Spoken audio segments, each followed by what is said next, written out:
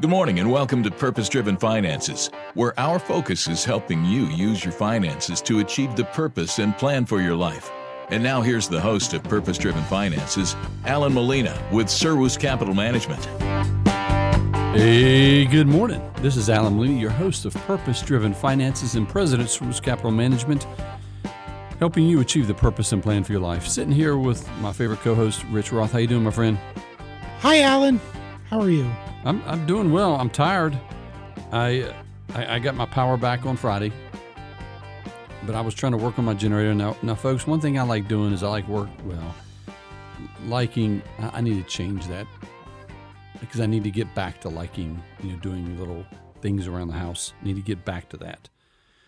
But I don't really enjoy working on cars unless it's super easy or engines. Just stuff from when I was growing. Rich, did you ever help parents, family, uncles, somebody work on cars when you were a kid? No. That was a good thing. I can remember back in the day. Go get me the 5/16. No, you. Or sitting out there in Pennsylvania when it's 10 degrees, you got to change the pipe and you got to sit there on something and help. Nah, bro, it's just not something I enjoy doing. See, my dad wasn't very handy at stuff like that. Mm-hmm. So when he did put things together, there was a lot of yelling and screaming. And that's kind of how I am too, because I'm not good at it. I don't want to do it. And, more often than not, it takes way longer than it should, and it requires multiple trips to the hardware store I need this, I need that, and the next thing you know, it's like I should have just paid someone to do it. Oh, yeah. My sweet wife always gives me the jab that I have Home Depot or Lowe's in my shop. Well, the other day I had to fix my hot water heater, and it required 2 O-rings. Guess what? I went to my shop, pulled out my O-ring collection. See, honey, it's a good thing. Hey. And who doesn't have an O-ring collection? Exactly. Now, folks, the reason I bring all that up is on Thursday night, I was working on my generator. And because, to let you know, you say, Al, why are you working on it? Because my kids many years ago decided to put rocks and dirt in the gas tank. Thank you.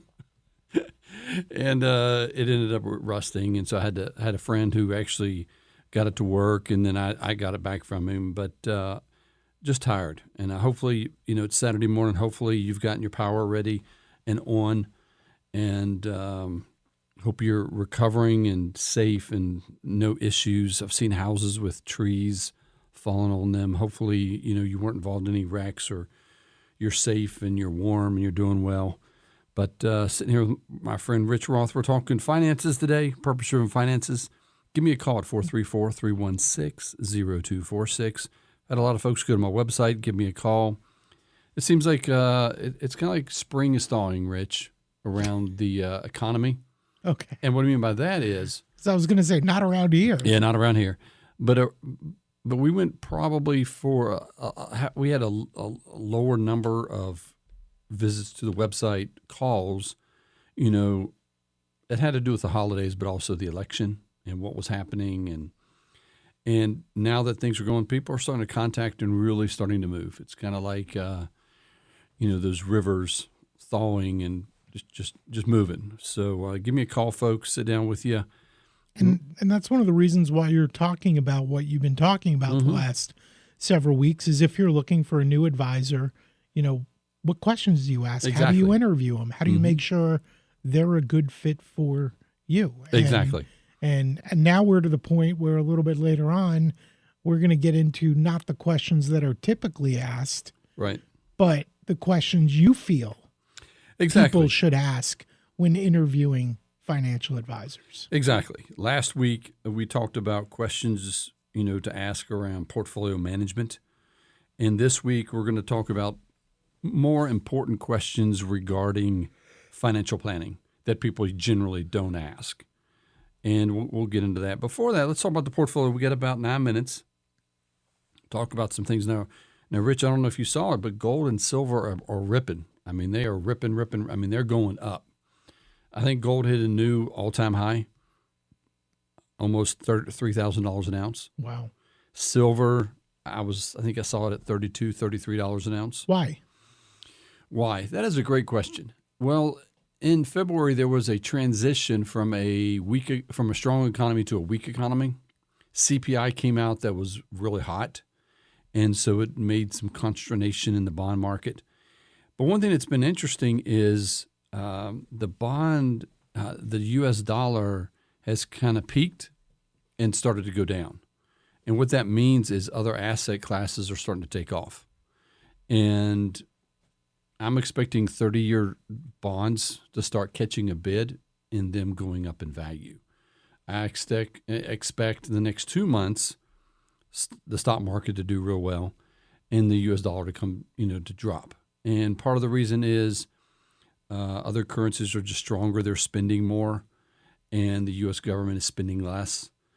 And the gold and silver, part of the reason is, did you know, I don't expect you to know this, but I'm asking anyway, how much, I'm not going to tell you how many millions of tons of gold we have because I forgot.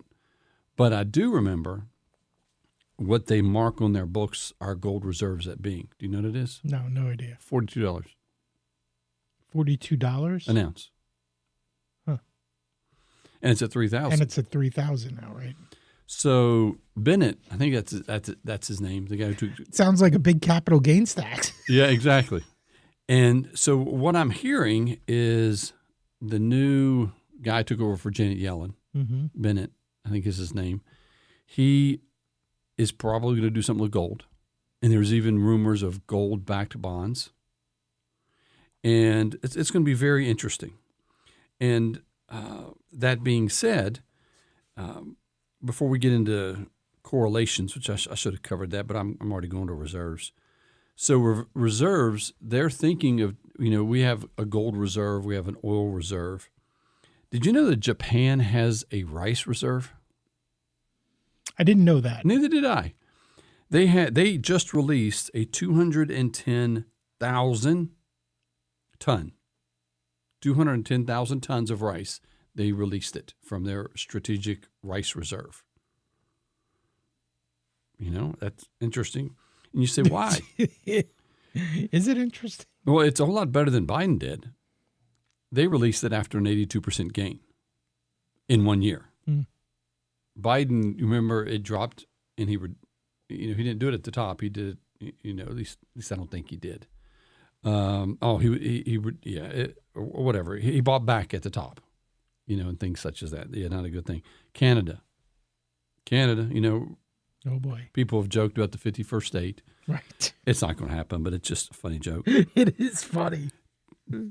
What kind of reserves do you think they have? I specifically didn't write this on your paper. What kind of reserves? Like Japan has rice?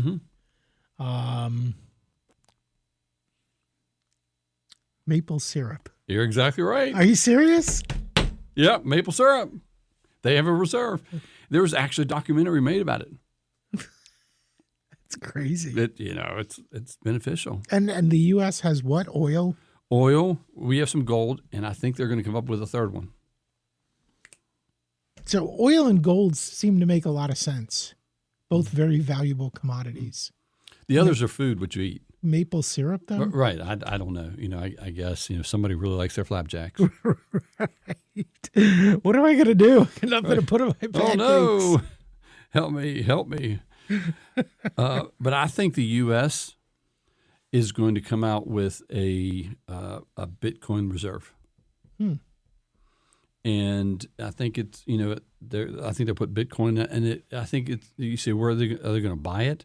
No, they have a lot from the Silk Road where they basically confiscated it from the Silk Road. I don't know what the correct next word is, but they arrested some people and confiscated some Bitcoin from the Silk Road. And so it's going to be very interesting what's going to happen. So I expect gold to continuously go up. When it comes to correlations, if you remember correlations, one thing goes up, something else goes down. Mm-hmm. So the main four things that correlate is the U.S. dollar gold, the S&P 500, and commodities. You could add oil. The problem with that is that a lot of it has to do with, what happens in the Middle East, demand, production, things like that. Gold right now has a negative 0.65 correlation to the U.S. dollar. The S&P 500 has a negative 0.84, and commodities have a negative 0.6. So if the U.S. dollar goes up, all of those things go down. If the U.S. dollar goes down, guess what happens to those categories?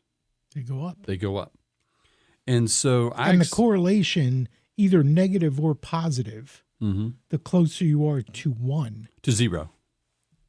Well, what I was going to say was 1 would be the maximum. Yes, exactly. So, if you have a negative correlation, like you're saying the SPX, the S&P 500 is minus 0.84, that's pretty close to being as adversely correlated, right? So, that's almost to the point where if the U.S. dollar goes up by 1, the S&P 500 goes down by 1. Right, exactly. Okay. Yeah, great job. Thank you. Yeah. I remember my correlations. That's good. And people are like, what?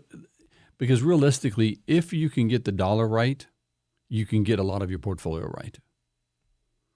And so it's interesting.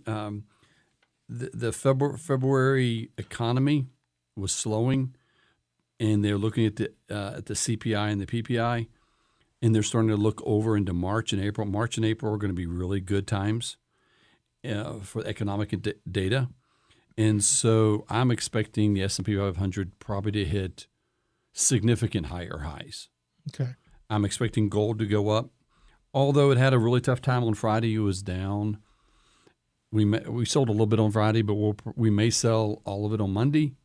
It just depends on how the correlation goes and how it relates to the other markets. In commodities, we don't want commodities to catch a bid, but they may. But the biggest issue is stocks will probably go up over the next 2 months. And because the dollar is weak. Because the dollar is getting weaker, but it's also because the economy is going to look better. In February, once the February data comes out, it's going to be a quad 4, because inflation is going to get a smackdown. When it's reported in March, it's going to have a dramatic drop, and people are going to go woo woo woo woo. They're going to be really excited, but then it's going to reaccelerate. But the February data is slowing, so it's everybody on this radio show, my wife is like, Alan, people don't know what you're talking about. But if I talk about it enough, you'll know. We're in a quad 4 in February. Quad 4 is slowing economic activity and inflation that is slowing as well. Why are you laughing, man? I love your wife. She is. She's like, Alan, shut up. No one wants to hear that. Exactly. She is, yep, exactly. And so she helps me, as I go through the mud in order to communicate it better to folks. So, folks, just expect the next 2 months to be much better, and it's going to be exciting times. We're going to go to probably a minute break. Let's do that. Give you time to get some more coffee. Give me a call, 434-316-0246, and I'll catch you on the flip side.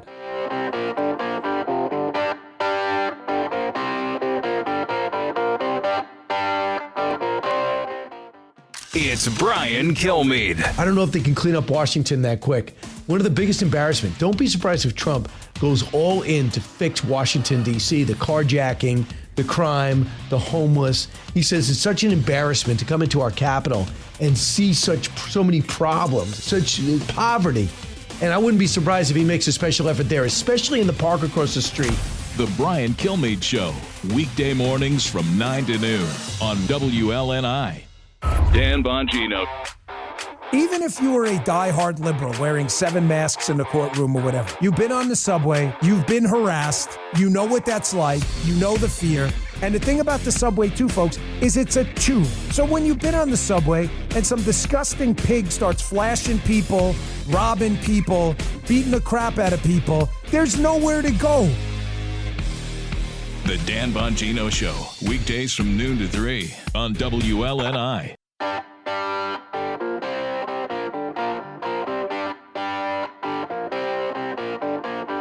And now, back to Purpose Driven Finances. Here's Alan Molina with Servus Capital Management.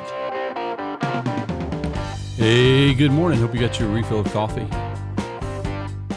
or tea or whatever you drink in the morning. I know I drink coffee. My son got me a new Yeti, so I fill that up. It's so enjoyable to drink from that, He feels good. I feel good. It's just a great day. Give me a call, folks, 434-316-0246, helping you achieve the purpose and plan for your life. Rich? Yes. A tangent. And I'm going to put it on my website. There was Get ready, Pam. A person, and I'm going to go deeper into it, but there was a person who was in one of the Nazi concentration camps. Okay. He ended up doing a study on it.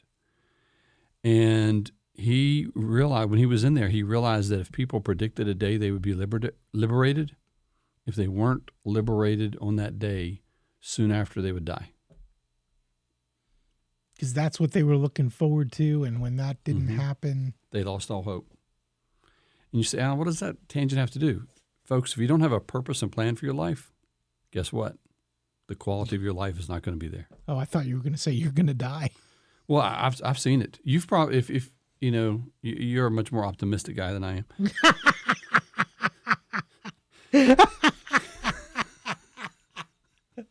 Oh, thank you, Alan. You made my day.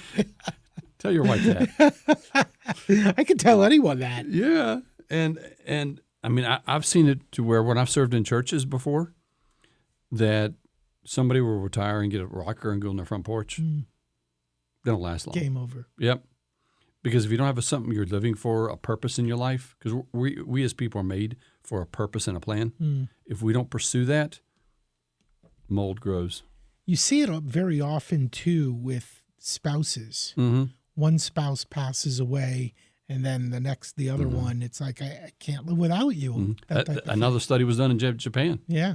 I think it's called the heartache syndrome or something. And, it's sad, but yet beautiful. With yesterday being Valentine's Day, for all the people who, love their wives and spouses. Yep. I wonder what that's like. I'm not going to ask you what you got your wife, but I got my wife some metal.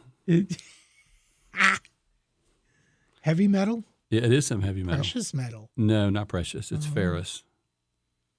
What'd you get her? I got her some, because the reason I shared is, she's already gotten it. It's some cast iron baking pans.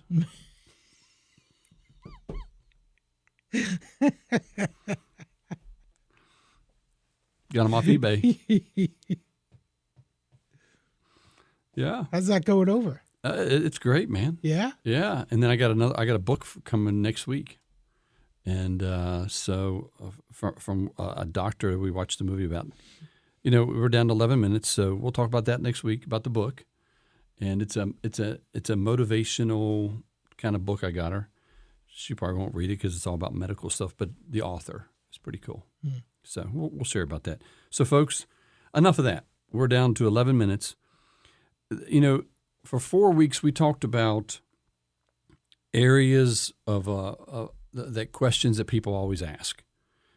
Are you a fiduciary? Are you fee only? What is fee only? How do you monitor my account? Do you do financial planning? We covered that. Then last week we covered, to me, a better question to ask is, how do you monitor my account? We went deep into the weeds on that. Today, Rich is going to ask me some questions about financial planning, some questions you should ask regarding financial planning. And we're just going to hit it, and I'm going to shoot off the hip and see what happens. You don't really get this question, do you? Should I get a divorce? Asking for a friend. I have. Or what will happen if I get a divorce? Oh, okay. That's a little different than should I get a divorce? Well, because that seems like marital advice, and that doesn't seem to be. Well, I'm going to tell you there, bro. I've had widows ask me to help them fill out their social media dating apps. Well, they're widows, though. Yeah, but do I need to be doing that? No. The answer is no. You could have some fun doing that. No. Let's change the description to this. Right. Oh yeah. You know, but I have found is if you become intimately involved with your clients, I'm not talking about sexually intimately, but intimately involved with your clients, and because realistically, there's three things that you normally don't talk to people. Well, politics, people talk about politics, but there's two things you don't talk about: sex and finances. I mean, when's the last time you went to your a party, a legitimate good party, and talked about your sex life? When's the last time you said, well, in my 401k, I have $350,000. I have 1,000 shares of NVIDIA. You don't do that. People only talk about the winners. They don't really talk about the assets they have unless they are, somebody who gets on everybody's nerves. But realistically, I have found is when people have an intimate relationship with their financial advisor, when they trust them, they've developed a good relationship, they ask you these questions. And you asked the second question first, should I get a divorce? I did, because that's the one that jumped out at me. Yeah. My suggestion to you is do everything you can not to get a divorce. It's the greatest killer of your retirement. And you say, Alan, but the grass is greener on the other side of the fence. Yes, you know what? That young lady that you were checking out, the young lady, that young lady's going to turn to an old barn one day. And the glasses that you're looking through right now, there's a reason you fell in love with your wife. There's a reason. Start dating her again. Women, start dating your husband again. Start being flirtatious. Put down the phone. Because realistically, if you get a divorce after the kids are gone, it's going to wreck you financially, unless one of you is independent wealthy and you're just going to split, $20 million and you can handle living on $2 million. But that's my suggestion. Do everything you can not to get a divorce. Now, I'm not talking about abuse and infidelity and whatever else. I'm talking about, hey, we've just grown apart, or I've hired a new secretary. No, come on, bro. Date your wife. And this isn't because of not 4th of July, Valentine's Day. It's just good advice. Do everything you can not to get a divorce. All right. Another one for you. Yeah. Financial planning question. All right. How much can I spend from my assets, what I've saved? I mean, right. How much can I spend each year? You folks weren't privy to it, but Rich and I were talking before the show, and I said, everybody wants to know, what's my first year of retirement? Well, basically everybody has their first year of retirement covered, even if you only have $100,000 saved, because you're going to spend that and you're fine. The question is the second year. How much should you spend of your assets in retirement? That's no more than 5%. Because realistically, it's been proven through long studies that we've talked about, they really came from the endowment world, Harvard and Yale, that if you spend less than 5% and get a decent return, you should never run out of money. Now, the problem is, hey, I just retired and I have $1 million. I have $500,000. I have $2 million, $10 million, whatever the number is. I'm going to spend 6%, 7%. Well, the problem is you spend 7%, and then the market, you have a financial advisor that doesn't look at the market and doesn't change it according to the economic environment, and you hit a recession, you're down 40%. In the past 3 years, you've been spending 6%, and then you're down 40%. It's going to be rough. So my suggestion is don't spend more than 5% and make sure you're getting a return over a market cycle. That's 3 to 5 years, not 1 to 3 months, which a lot of people nowadays look at, but 3 to 5 years of probably 6 to 8% average. Insurance is a big part of financial planning as well, isn't it? Yeah, it is. Life insurance, long-term care. Let's start with life insurance. Is there a general rule how much people should have? Well, the thing about life insurance, now, Rich, I don't know how many Christian friends you have. People who go to church and Christians and things like that. When I used to work at the university, I would hear about Christian men taking care of their families in life. Hey, I'm going to work. I'm going to supply a home. I'm going to supply a great income. It's changed a little bit now to where sometimes the woman is the lead breadwinner, the man is the breadwinner, whoever. But what ends up happening is most people are so focused on life that they never want to think about death. I mean, realistically, Rich, we don't really want to talk. No, nobody wants to. And I mean, there's so many negative things there. That being said, the breadwinner will take care of their spouse, their family. You know, if they're equal breadwinners, that's great, whatever. But there's generally somebody who makes $1 more. What ends up happening is once that person is gone, their earnings power is gone. And so you need life insurance that will actually cover that need. As an example, I have enough life insurance on me, which is, I think I moved it up to $4 million.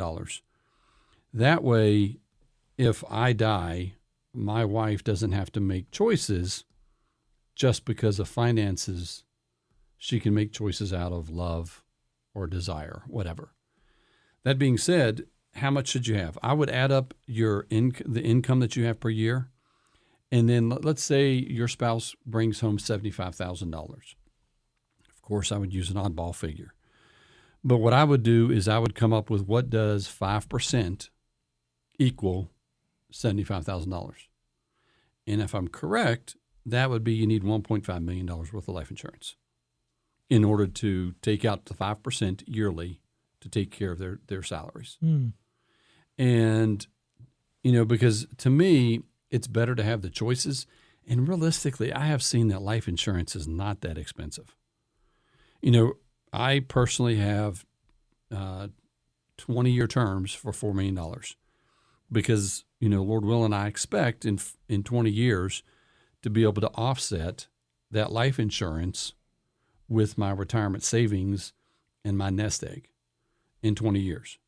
Hopefully that's the way it goes. But if I don't, if I die before then, what ends up happening is my wife's taken care of. My kids are taken care of. And for her, she has $500,000. You know, simply because, yes, she's very important. If my wife wasn't around, our house wouldn't operate. You know, my kids would eat, you know, Stouffer's pizza, you know, every day. Or, you know, whatever. That being said, that $500,000 is really meant in order to take care of getting someone to come clean the house, you know, buy more stuff, whatever. You know, I can't replace the love and just her. I just can't replace her, you know, so. So sweet. Yes. Oh, you said long-term care insurance. Yeah, I did. Long-term care. Yeah. Long-term care insurance. And I know that's crazy, right? It is.